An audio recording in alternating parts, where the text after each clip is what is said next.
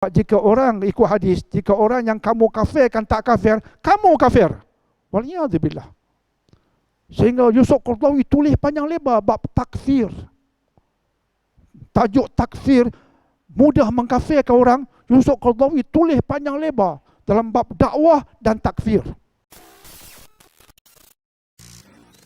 Mengapa ustaz dan ulama berlainan penyampaian suka mengkafir dan menerakakan orang, membuat rakyat keliru? Ini antara perkara yang menyedihkan. Saya pun dikafirkan, kita dah hantar pada Jabatan Pendidikan Negeri Perak kan. Ridwan telah selungkar manusia yang kafirkan saya malam pilihan raya. Anak muda dia selungkar sungguh. Dan akhirnya Ridwan beritahu saya dia seorang ustaz di sebuah sekolah di Perak dan duk ceramah juga. Dan kita dah hantar pada pihak JPN Perak balas dengan baik. Mereka maklum, insyaAllah tindakan belum lagi lah. Saya harap tindakan dibuat sampai ke hujungnya, biar pengajaran kepada orang ini sampai dia mati dan pengajaran bagi orang lain, insyaAllah ya.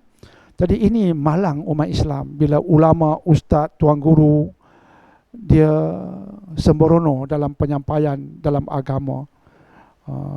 Kadang-kadang mufti melampau sangat.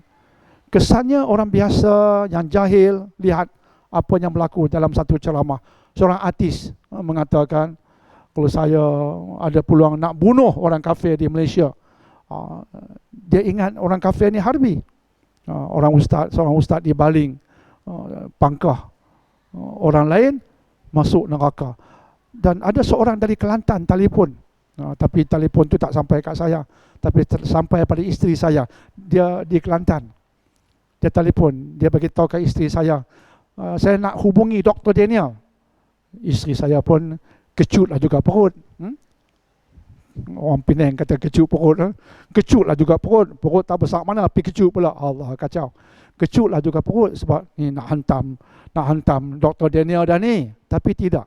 Dia kata, saya dengar ceramah Dr. Daniel mengatakan ada seorang ustaz mengatakan pangkah golongan lain masuk neraka. Saya nak beritahu, saya duduk di Kelantan, ramai yang macam tu di tempat kami.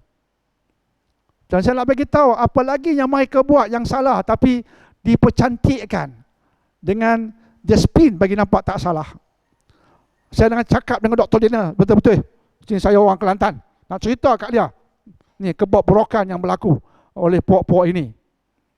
Tapi saya pun tak respon lah. Saya beritahu kat isteri, tak apalah, saya tak pursue kata orang, tak payah dengar dah lah, saya faham dah. Tapi dia sungguh-sungguh nak bagi tahu.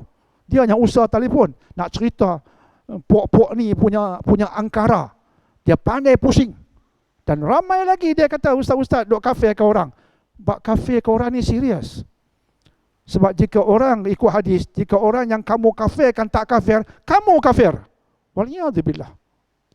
Sehingga Yusuf Qaradawi tulis panjang lebar bab takfir. Tajuk takfir mudah mengkafirkan orang. Yusuf Qaradawi tulis panjang lebar dalam bab dakwah dan takfir. Panjang lebar. Sebab bahayanya mengkafirkan orang. Sekarang dia meletup balik oleh sebagian ustaz, mengutuk orang dan sebagainya, fitnah orang. Itu biasalah dalam berpolitik. Fitnah orang, kutuk orang, ada yang mengatakan biasalah. Itu atau cara berpolitik. Astaghfirullahalazim. Haram adalah haram. Dosa adalah dosa. Sebab itu kita hari ini nak mengangkat aspek akhlak dalam agama. Akhlak ini sekarang tak begitu diangkat. Banyak diangkat ini aspek politik, menghukum orang, sehingga kita lupa tentang akhlak ini. Dia teramat penting dalam agama Islam. Boleh kita baca hadis Muslim tentang muflis. Orang yang tergolong sebagai muflis akhirat. Tuan-tuan perempuan pernah dengarkan hadis tentang muflis akhirat? Siapa mereka? Mereka itu orang yang pergi ke akhirat dengan pahala. Yang dikatakan muflis akhirat, jangan lupa, mereka yang pergi ke akhirat membawa pahala. Pahala solat, pahala puasa, pahala zakat. Tapi tempatnya neraka. kita merasakan dengan pahala itu, insya-Allah dia masuk syurga. Artinya orang Islam, orang yang baik-baik bukan tak solat. Dia solat, bawa pahala-pahala itu. Tapi pada ketika yang sama, dia buat apa? Antara benda yang dia buat, ada 5 perkara yang Nabi sebut yang dia buat. Antaranya ialah wasyatama hadza. Dia kutuk, dia cerca si fulan. Cerca. Bunuh tu tidak, pukul mungkin tidak, tapi cerca.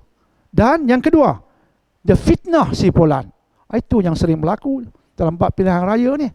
Cerca, fitnah. Akhirnya pahala dia diberikan kepada orang yang dia cerca. Pahalanya sudah habis.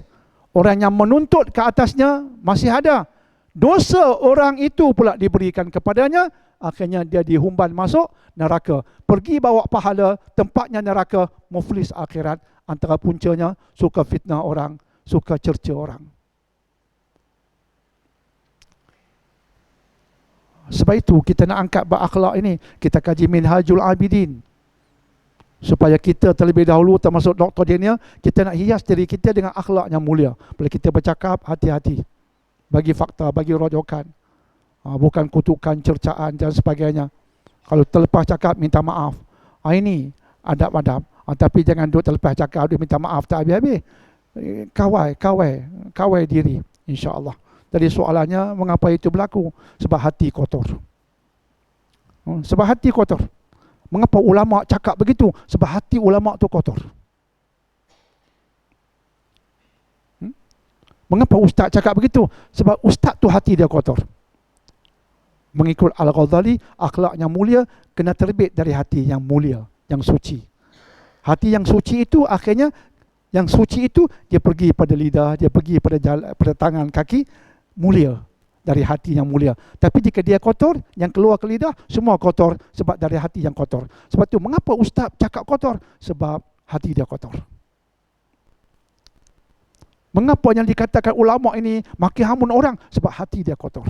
Dan kita tak mau ikut ulama begitu, ustaz begitu, kita tak nak ikut.